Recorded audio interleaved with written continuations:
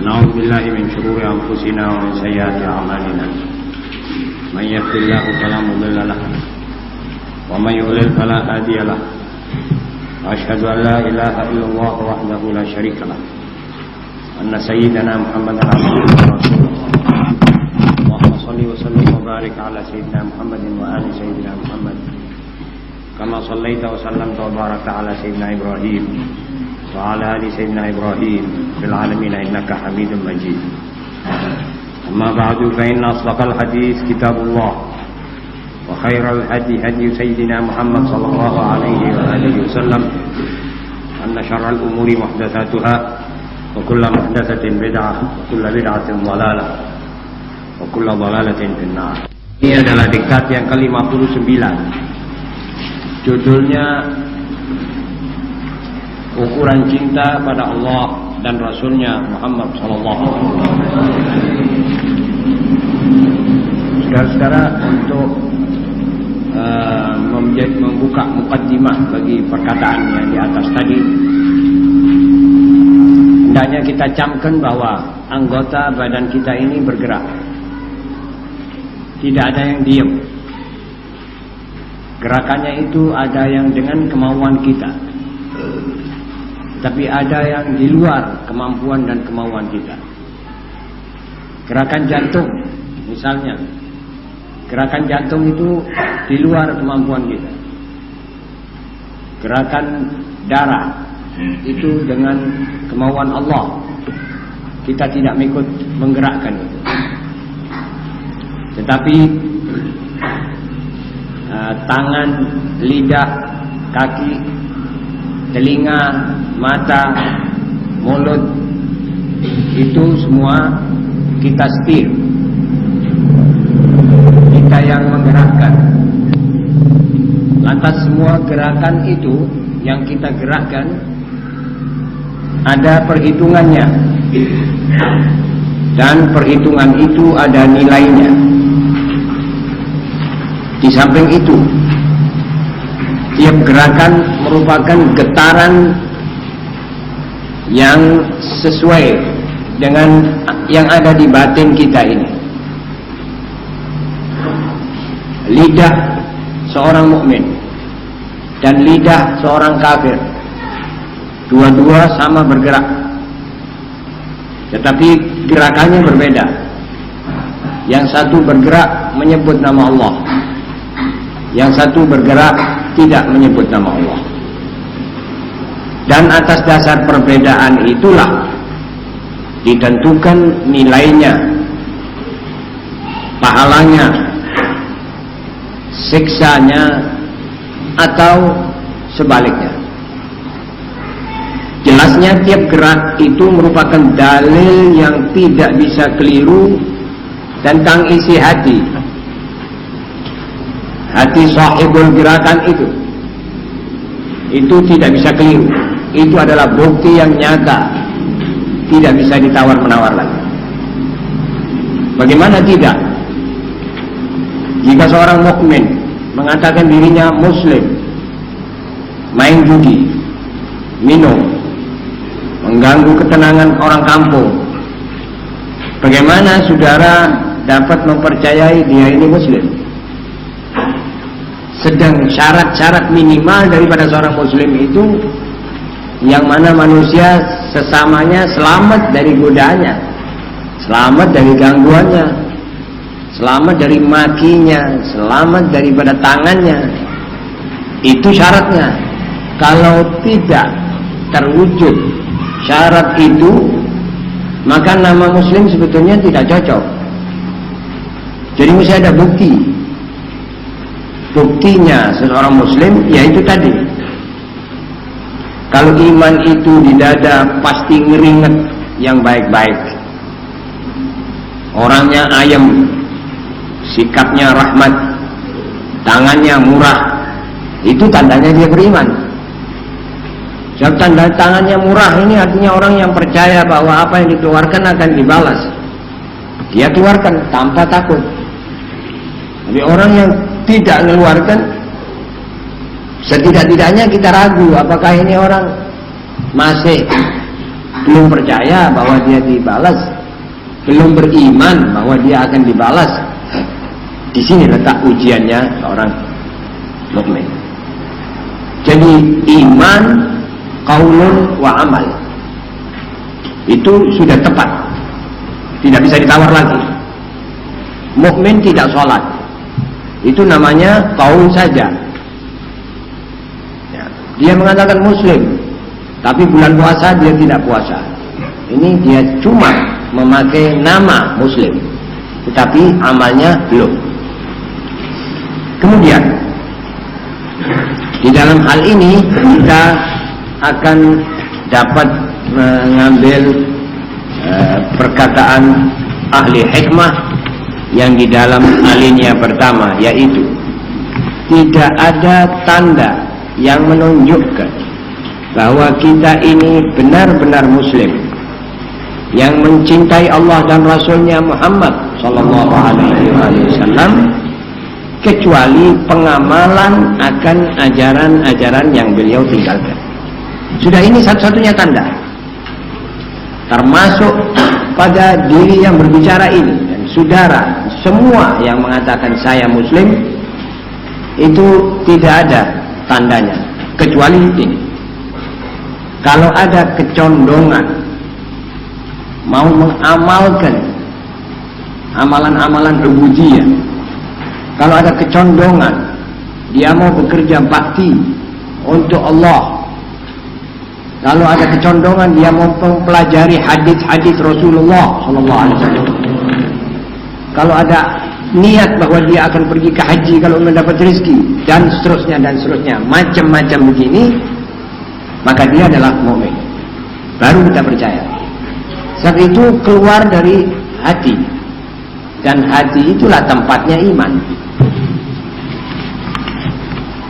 Jadi tidak ada tanda lagi yang lebih jelas membuktikan seorang mukmin kecuali apa yang saya katakan tadi. Kemudian Nabi SAW meninggalkan ajaran-ajaran, meninggalkan sebuah kitab yaitu Quran, dan meninggalkan sunnah. Sampai di mana kita punya kecondongan dan kita punya niat untuk mengamalkan itu semua, itu termasuk nilai ukuran sampai di mana kita betul-betul muslim atau cuma muslim dengan mulut saja. Lah kalau kita sekarang ini melihat keadaan umat Islam di dunia dan di sekitar kita ini, yang semuanya hampir terjerumus dalam mungkarat dan maasi, semuanya pada mengerjakan maksiat, semuanya pada lupa kepada Allah, semuanya pada tidak ingat kepada Allah, duduk nganggur, tidak ada zikrullah. Ini tanda untuk mengatakan bahwa mereka itu muslim hakiki, ya masih perlu dibuktikan lagi. Belum berani kita katakan ini muslim hakiki. Kemudian tidak ada tanda bahwa kita ini manusia mukmin yang konsekuen, cinta pada masyarakat dan menginginkan kejayaan mereka, melainkan dengan pengamalan dan penyebaran apa yang kita ketahui dan yang dapat kita lakukan. Sekarang sampai kepada tingkat muslim yang lebih tinggi, muslim konsekuen. Ada muslim ya menurut fardunya saja, dia sholat 5 waktu, dia puasa Ramadan, dia pergi ke haji, dia zakat, dia mengucapkan syahadat. Ini muslim mengambil bondo pokok saja. Tapi ada muslim yang mau berjuang, dia konsekuen. Lalu tandanya apa? Tandanya kalau dia mempunyai sesuatu yang bisa bermanfaat untuk umum, disebarkan untuk umum. Punya duit, diratakan kepada orang-orang miskin, muslim. Punya ilmu, disebarkan. Dia bertekad untuk memperjuangkan sesuatu yang supaya umat Islam ini lebih tinggi, lebih nitik, lebih mulia, lebih jaya lagi. Ini tandanya dia muslim konsekuen. Artinya muslim bertanggung jawab. Ada orang muslim ya cuma mengurus dirinya sendiri. Mungkin karena keadaannya, karena situasinya, dia percaya bahwa saya mengurus diri saya saja sudah cukup. Ya itu cukup. Asal dia tidak berubah menjadikan sifatnya sifat orang-orang yang bukan muslim. Itu salah satu yang perlu dicamkan oleh kita semua menghadapi zaman yang sekarang ini sudah bercampur aduk antara muslim dengan munafik, antara munafik dengan orang yang belum sama sekali masuk kepada gelanggang iman yang sebenarnya. Ini merupakan termometer pengukur, ini barometernya. Kemudian alinea kedua, yaitu ayat di dalam surat Al-Qasas. Ayatnya singkat, tetapi mempunyai arti yang luas. Kullu syai'in halikun illa wajhah.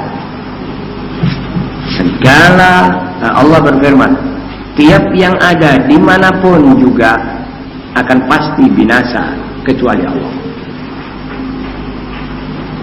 Tiap segala sesuatu akan hancur, akan musnah kecuali Allah. Ayat ini mengajarkan kepada kita bagaimana kita bersikap menghadapi dunia. Tidak ada orang di dunia yang tidak senang kepada masalah-masalah dunia.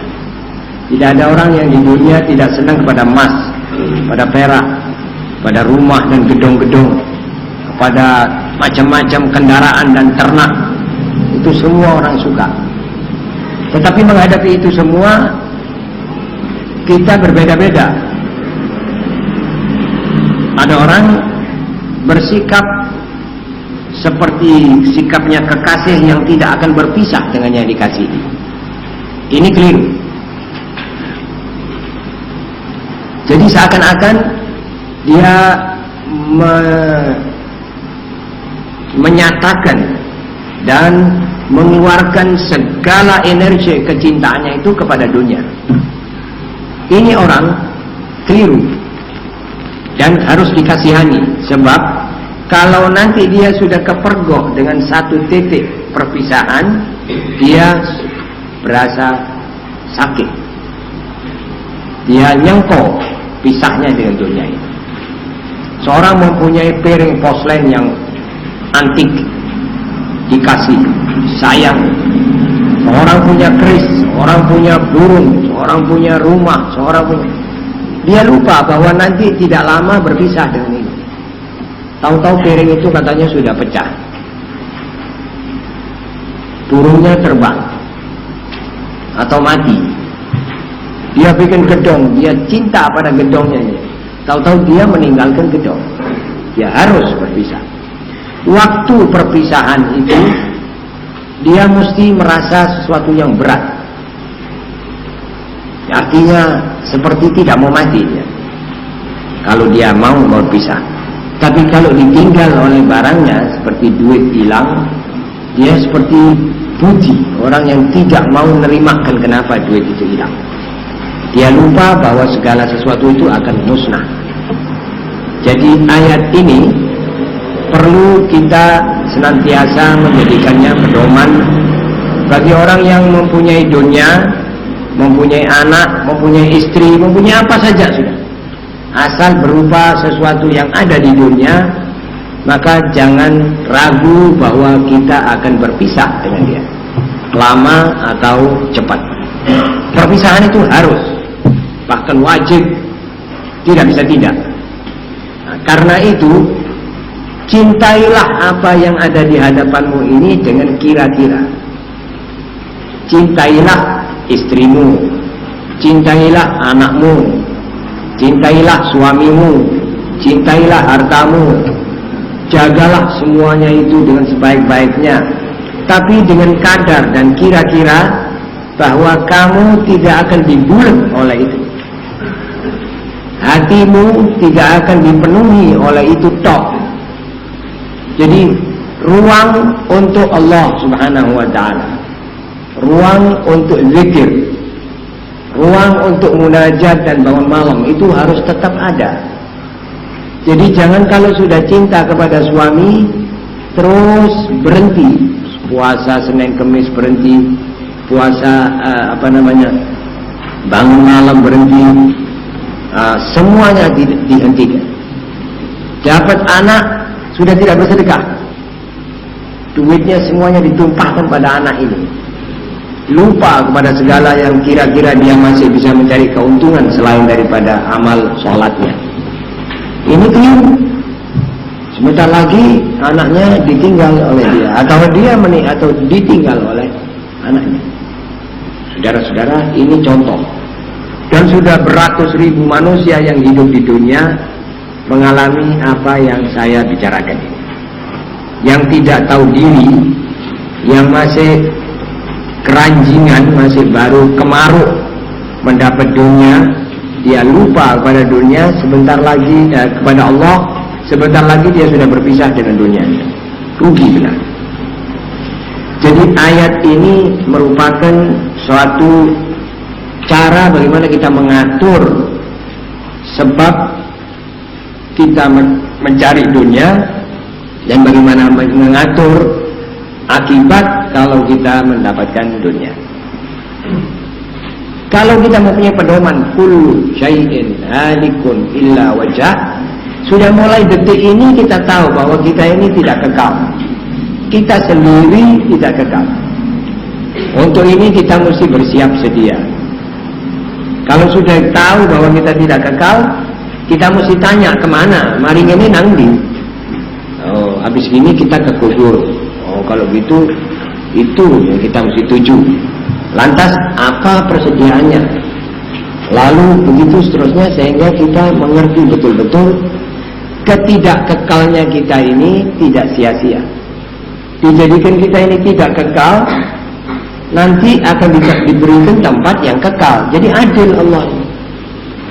Kita tidak boleh bertanya, kenapa ya Allah saya di dunia ini tidak kamu jadikan kekal. Allah akan menjawab, nanti ini dunia saya akan lipat, saya gulung sama sekali. Nanti saya tempatkan kamu di tempat yang seperti ini beratus ribu kali.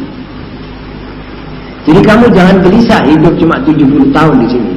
Nanti ada 700 ribu tahun kamu hidup tanpa ada kesulitan, tanpa mencari duit, tanpa susah, tanpa payah. Itu namanya al-jannah. Atau kamu nanti berada di tempat sel di tengah-tengah listrik yang tingginya berapa ratus ribu juta Celcius panasnya. Kamu di situ, itu namanya jahanam. Oh, kalau begitu kita mesti kira-kirakan bahwa umur kita ini bakal ada kesudahannya. Kalau ada kesudahannya, ayo bersiap sedia sebelum sampai pada ambang pintu panah itu. Jadi sebelum Israel itu bertamu kepada kita untuk mengatakan saya diperintah oleh Tuhan mengambil nyawamu, itu kita sudah siap. Ini namanya orang yang ngerti kullu syai'in halikun illa wajah. Kalau punya duit, ya mesti kita tahu kalau ini duit halikun, bakal lenyap, bakal habis dibelanjakan, apa habis dicuri orang, apa habis rugi, maka kita sudah mesti mempersiapkan. Oh, nek ngono duit iki tidak perlu tak simpan, soalnya tak simpan entek. Kalau saya simpan ini habis, saya sedekahkan dia tidak habis. Disitulah yang dikatakan duit yang tidak habis. Punya anak dididik, anak dijaga, anak dipelihara agamanya, sekolahnya, akidahnya, imannya, akhlaknya, kesehatannya, semua itu dilengkapi. Ini namanya orang yang tahu bahwa anaknya ini akan diabadikan makna dari anak ini, nilai daripada anak ini, bukan jasadnya. Kalau jasadnya habis, kalau saudara punya anak, itu anak bisa berdakwah kira-kira 10 tahun, tok, habis 10 tahun mati. Itu 10 tahun dakwahnya saudara punya anak, itu merupakan satu tabungan giro yang besar sekali buat saudara di akhirat. 10 tahun. Apalagi kalau dia bisa berdakwah 30 tahun. Apalagi kalau ini orang berdakwah sampai 100 atau 50 tahun. Saya dengar Habib Ali Habsyi, Kuitang, Jakarta itu, dia tabligh kira-kira 70 tahun. Ya apa orang tuanya itu untungnya. Walaupun umpamanya tidak ada tabligh apa-apa kecuali menyuruh orang sholat.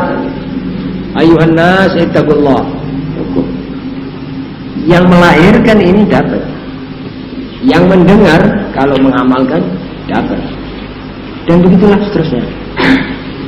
Karena itu saudara-saudara, masalahnya ini masalah pengertian kita tentang konsekuensi daripada ayat kullu syai'in halikun illa wajhah lahul hukm. Kepadanya, dia baginya segala hukum dan kekuasaan. Wa ilaihi turja'un, dan kepadanya kalian akan dikembalikan. Jadi kita sudah mesti tahu, tidak ada barang yang tidak akan lenyap, tidak ada barang yang tidak akan hilang. Namun kita letakkan sebelumnya hilang di tempat yang mustahak, baru kena. Hal ini yang ketiga. A'udzubillahi minasyaitonir rajim. Wa ma anta bihadzal 'umyi 'an dhalalatihim. Dan Anda ya Muhammad tidak akan berhasil memberi petunjuk bagi mereka yang buta dari kesesatan mereka. Ini pertama suatu dalil bahwa yang dimaksud dengan orang yang buta ini bukan buta mata. Kalau buta mata bisa kita tuntun dia sampai ke rumah. Tapi yang dimaksud di sini ini buta hati. Karena itu, saudara-saudara, kita tidak bisa memberikan petunjuk bagi orang yang sudah dibutakan hatinya oleh Allah. Di sini untuk para mubaligh dan calon-calon mubaligh dan kader-kader harus mengerti bahwa tabligh itu tidak lantas mesti mewujudkan manusia soleh. Seperti hamba Allah ini tabligh. Saya ini tidak diwajibkan oleh Allah sampai melihat orang-orang soleh dari hasil tabligh saya, tidak. Dari Nabi sendiri pun ada pertama soal, yaitu balligh ma unzila ilaika. Jadi yang Muhammad serukan, sampaikan kepada umat manusia apa-apa yang diturunkan kepadamu. Masalah dia akan hidayat itu bukan soalmu. Soal orang-orang ini nanti mengamalkan atau tidak mengamalkan itu bukan urusanmu. Tabligh saja, dan jangan peduli. Ini satu keadaan yang memaremkan hatinya orang tabligh sekarang. Sejak mulai tabligh ini banyak orang tabligh bilang iya, awak iki tabligh kaya ngene ya mungkarot sik tambah wae. Sudah seperti mau putus asa sudah. Perlu apa tabligh? Keadaan semakin begini, malah pemerintah juga membiarkan segala maksiat, mungkarat dan lain-lainnya. Dia sudah mulai putus asa. Itu tidak betul. Jadi kita mesti bertanya, umpamanya tidak ada tabligh, bagaimana halnya ini Indonesia?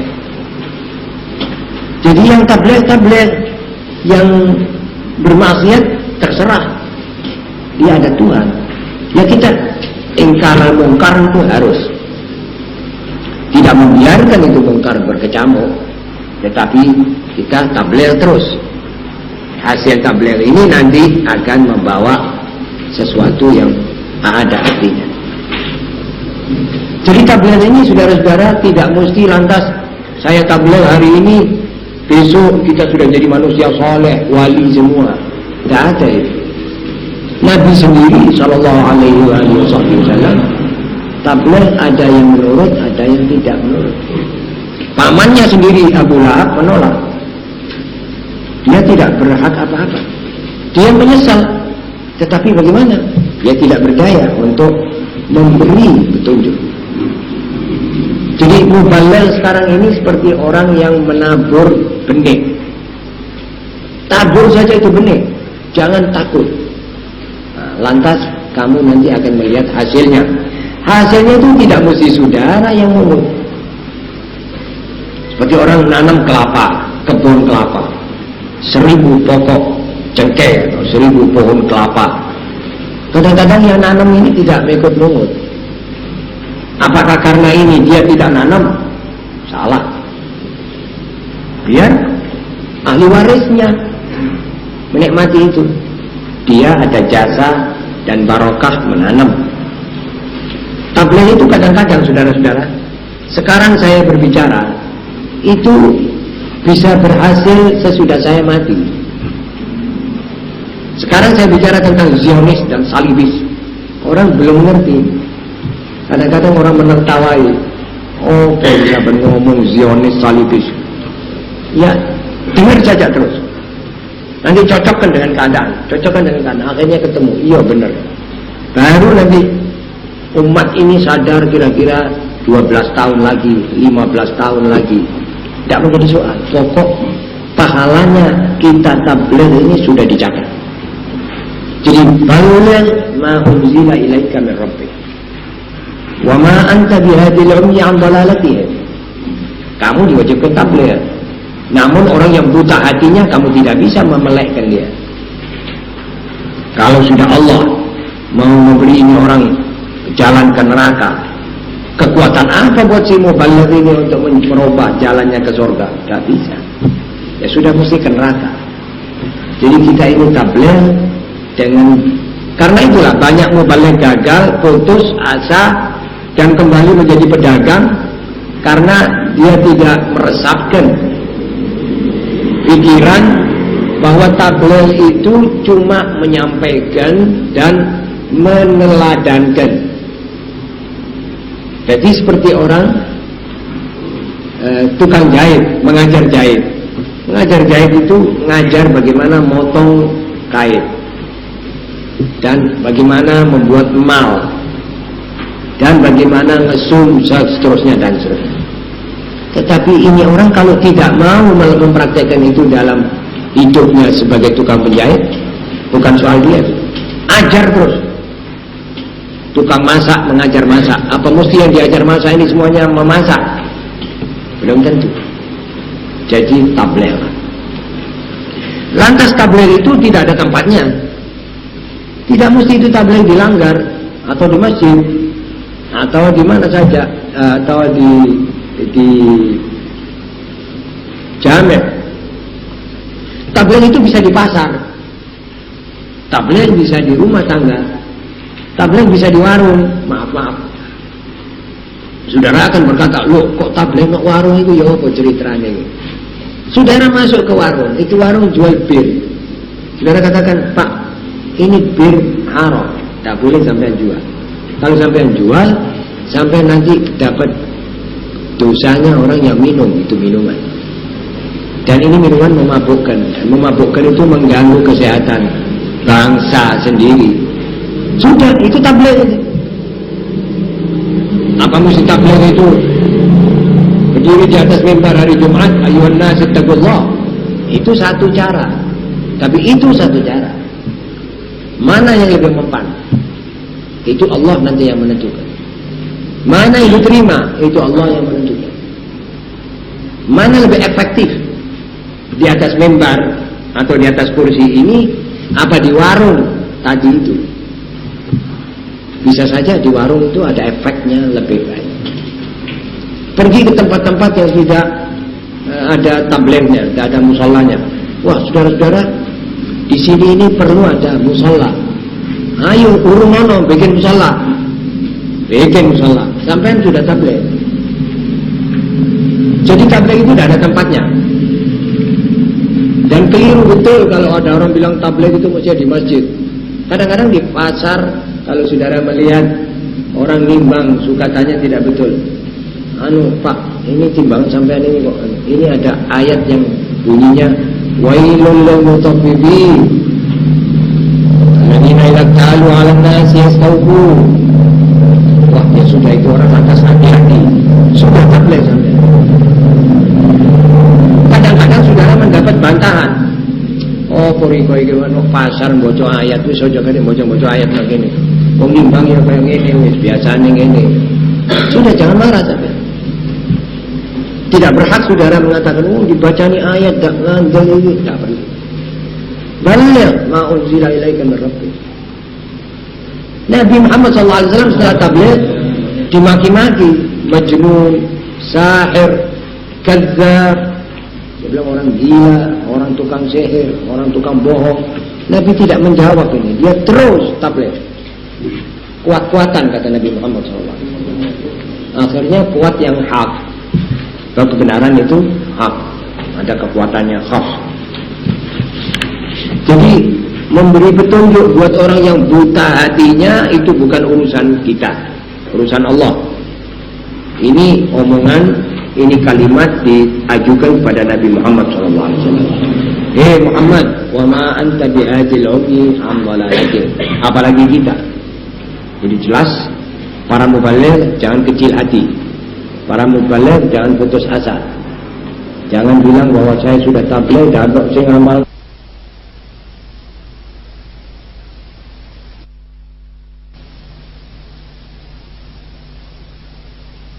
Kullu ulaika kana anhu mas'ula. Tadi saya katakan kana anhu mas'ula.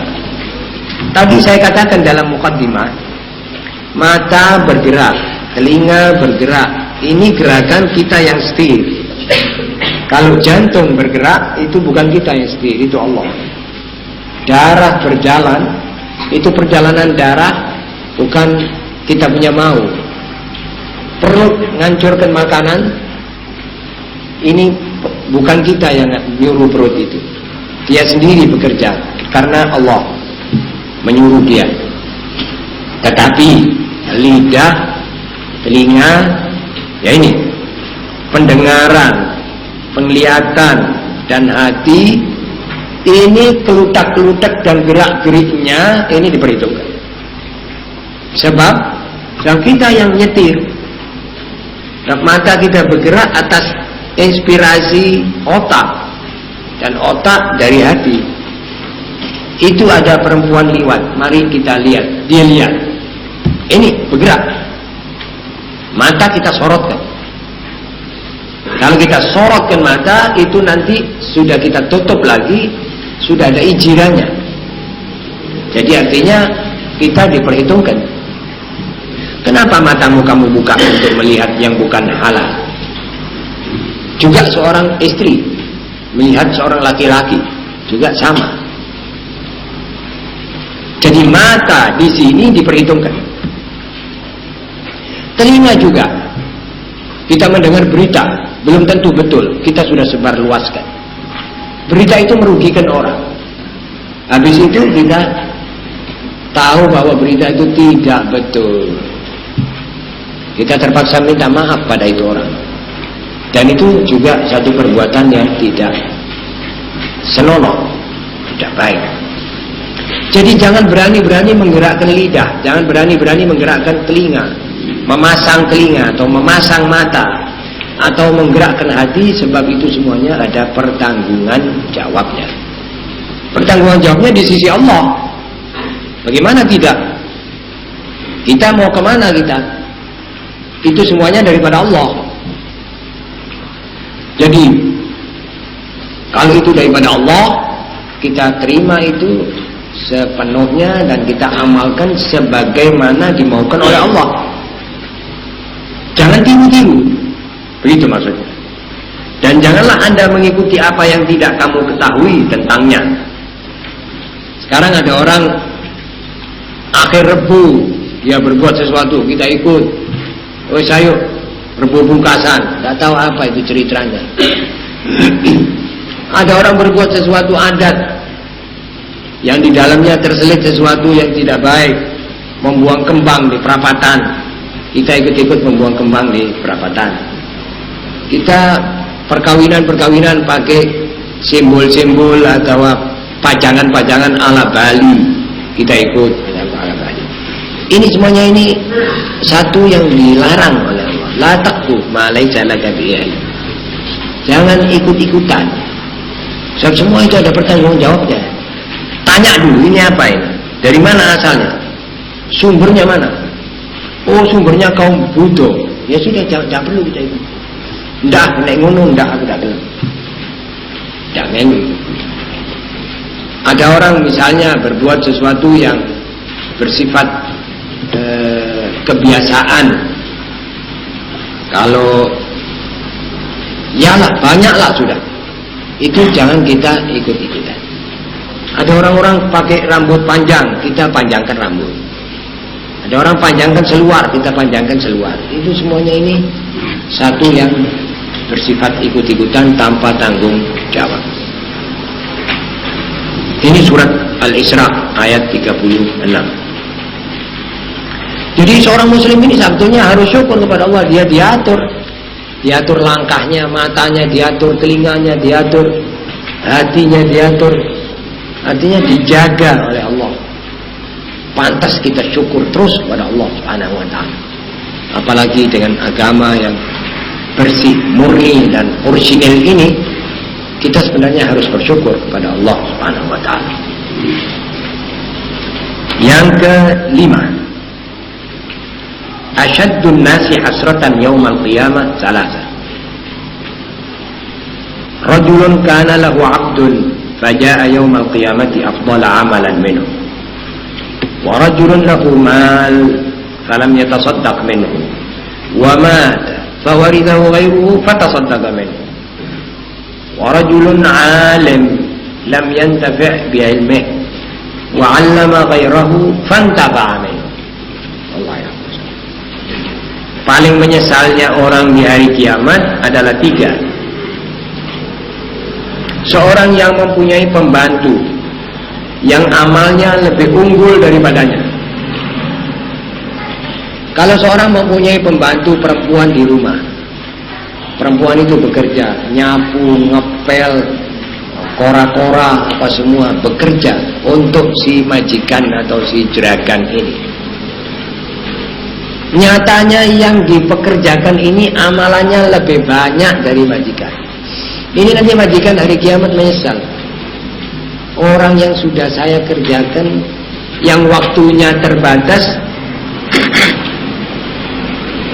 dan serba-serbinya ini terbatas, bisa beramal lebih banyak daripada aku.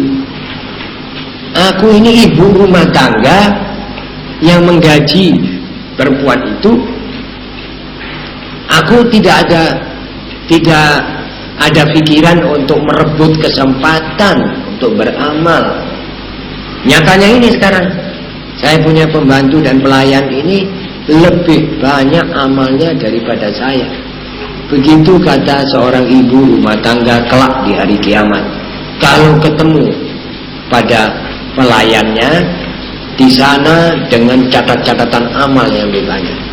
Artinya pelayan itu kalau mendengar azan terus dia pergi ke kamar mandi, wudu, sholat, kemudian sholat qabliyah, ba'diyah. Majikannya mentakhirkan sholat. Asar itu kalau sudah jam 5-10 menit baru dia cepat-cepat pergi cekir. Jadi saya punya 5-7 menit gitu saja. Tadi itu ada awal waqt, kemudian sholat qabliyah, kemudian dia sholat asar. Ini nanti yang punya pelayan ini akan menyesal. Kemudian sholat qabliyah, kemudian dia sholat asar. Ini nanti yang punya pelayan ini akan menyesal. Tidak ada lebih menyesal daripada itu. Sebab apa? Sebab ini orang melaksanakan kewajiban begitu pasti dan teliti dalam keadaan dia digaji dan dia waktunya terbatas. Dia tidak boleh lama-lama sebab dia mengambil waktunya pekerjaan. Dia bisa sempatkan, dia bisa selatkan. Kok yang tidak ada yang memerintah dia ini tidak mau memenuhi seperti dia, menyesal dia. Ya saya kira pantas dia menyesal. Gimana tidak? Kenapa dia sampai hari itu kok tidak dia bergerak untuk beramal yang baik? Yang kedua, seorang mempunyai harta tetapi tidak pernah bersedekah sampai dia mati, ngumpulkan terus dari harta ini, tidak sedekah. Sesudah dia mati dibagi kepada ahli waris. Ahli waris itu bersedekah dari hartanya ini. Bagaimana menyesalnya? Jadi duitku biyen sing kon sedekahno iku sing kon oleh pahala ganjarane sedekah iki teko duitku, aku dhewe dak duwe Pak oleh apa-apa. Sing ngelumpukno, sing soro-soro tak dapat apa-apa. Menyesalnya ini orang luar biasa. Karena itu, yang mempunyai harta, yang mempunyai waktu, yang mempunyai apa saja, itu jangan sampai dia menyesal di hari kiamat tidak mengerjakan itu, atau sampai jatuh pada tangan orang lain, dia yang berhasil mengegulkan itu dengan berupa fadilah demi fadilah. Yang ketiga, warajulun alim lam yantafi' bi ilmih. Ada orang alim, seorang alim yang tidak mengamalkan ilmunya, tetapi murid-murid yang diajar itu mengamalkan ilmu yang diterima daripada mereka. Jadi ada ulama tidak mengamalkan, tugasnya cuma mengajar, yang diajar ini yang mengamalkan.